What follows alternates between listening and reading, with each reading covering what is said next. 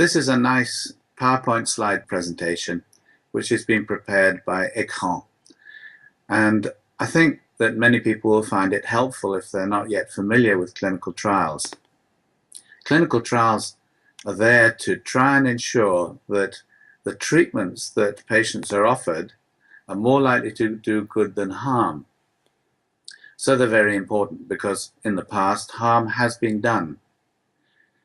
Actually, as a patient myself, I carry around a card saying, invite me to participate in any clinical trials for which I may be eligible.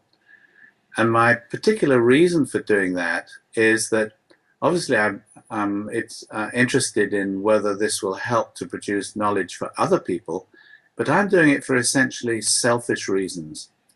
If you look at the evidence, it's only very, very slightly more likely that a new treatment will be better than an existing standard treatment. And so it's a good way of hedging my bets faced with this uncertainty. So that's my reason for being interested in and wanting to participate in clinical trials. One of the things that this PowerPoint presentation does, it gives you an opportunity to see whether you've understood some of the main messages that are conveyed in the slides.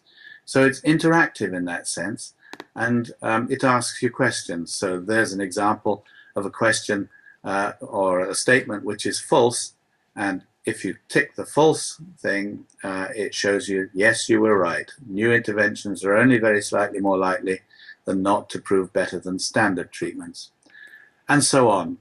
So I hope that you might find that interactive video presentation of interest, and what you do to find out is to click on the link below.